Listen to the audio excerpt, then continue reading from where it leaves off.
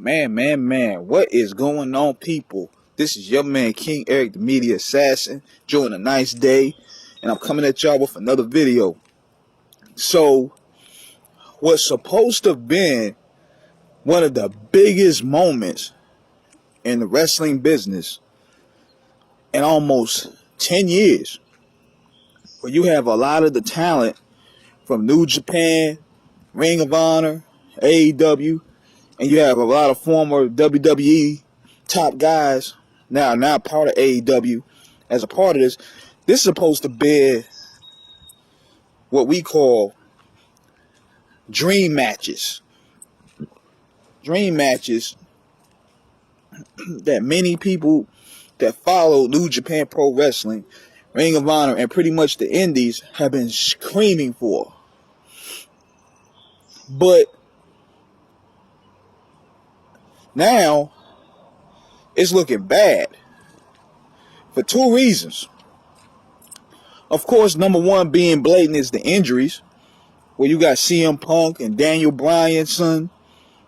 Their top guys are getting hurt. What's these guys named? Kyle O'Reilly, Fish, Jungle Boy. When you have a lot of that top talent, I think some talent from Japan got hurt, I believe. It's creating a conflict to where now they're scrambling to get these people out here. Now, this is the problem that I have with this event here. Number one, they got to find a way to make this appealable for people that don't even know these guys from New Japan or Ring of Honor. See, this is what AEW making the mistake. When you on national TV now, you have a TNT deal. You have a slot next to the NBA. You have a slot next to Lifetime. You have a slot next to ESPN, CNN. You in that primetime slot. You gotta bring people that can that pretty much the masses can identify with. And I think that was their intent when they was going to use CM Punk, Daniel Bryan, and those guys to give these guys the rub and to let them be known into a new platform. But since the injuries are here, now they're just pulling guys out of the woodwork. Like this other guy, Will Ospreay, I think that's his name. The way they debuted him, it's like the people in the crowd, they went crazy, they went ape shit. But for a guy that's just turning from the NBA Finals to see what's going on with AEW, we sit here like, who the fuck is this guy? Like, what's the hype behind him? You know what I'm saying? So that's the problem I have with a lot of how AEW be making their debuts. Like, they debut these guys like they're big deals, and we don't even know them. It ain't like you're pulling a John Cena out here. It ain't like you're pulling a Randy Orton, or you ain't pulling a Rey Mysterio. I don't know who this guy is. A lot of people don't follow New Japan Pro Wrestling. See how WCW did it was smart. WCW, they went ahead and they made them feel like a big deal. Even when Ric Flair was wrestling one of them other Japanese guys, a Super Brawl, it was felt like a big deal. When WCW used to do their World Cup tournaments with the Steiner Brothers, Sting, and all them, and Vader, it felt like a big deal.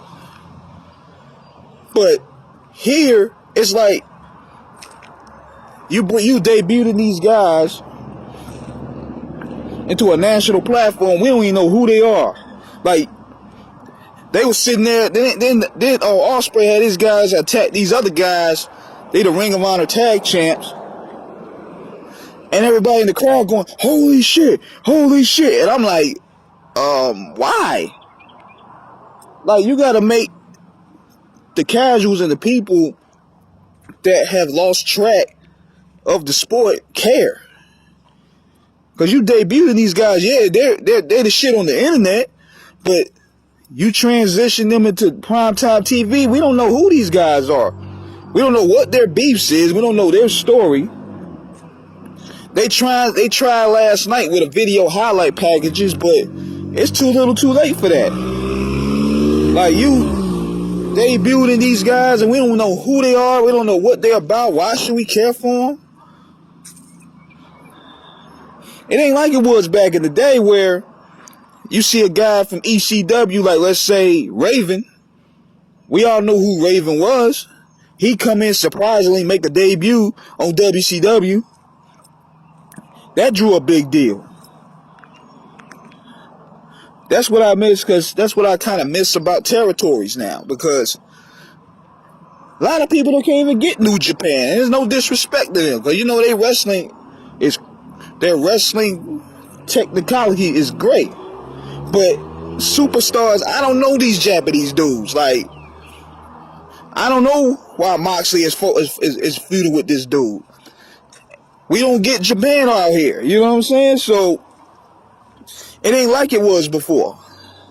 They got to make these stories matter. They got to make these debuts feel like, okay, we invested time in them. We need to put them out there and let them mingle with our talent. Because now the people are looking at it like, oh, Mox, he's fighting this tough Japanese guy, but we don't know who he is. I can't tell you a good match about this dude or why he could be considered a big deal. And that's the problem. That's one of the main problems. And I guess, with injuries playing the role too, injuries playing a key role. Because CM Punk and Daniel Bryan, they're great storytellers. They would have made these guys matter. But it seems like they scrambling right now. And they're trying to get their foot in to get the car going. But also, Booker T made a good point too. And Hot Take T always got some stupid stuff to say. But he got a great point here. In regard with these injuries with Adam Cole and all these guys. See, these guys are working a strong, aggressive style night in and night out. They don't even try to switch it up. They do the same thing. And see, this is another thing. When you make these matches so long, some of these matches need to be like 5 to 10 minutes. Tops. Every match don't have to be 30 minutes. Some of these matches could be just 5 to 10 minutes. Because you got these guys doing 30 to 40 minutes, 9 in and 9 out. It's going to eventually reach something.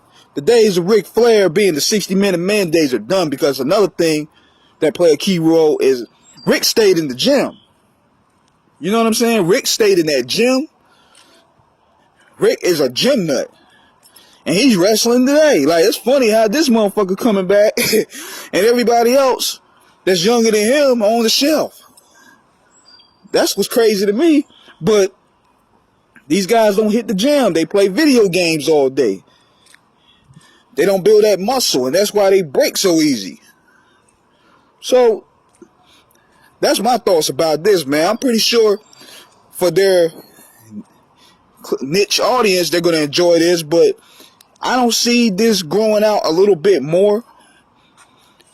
Yeah, they got a New Japan deal, and yeah, I see it also that they're building great relationships where they can get ball talent, which is great, but they got to grow beyond that, man. Like, they got to grow beyond getting the cliche indie audience, and you got to get that. You got to get the root audience. You got to get the mainstream audience. You got to get the urban audience mainly. So, that's my thoughts about that. Subscribe, hit the like button. Peace.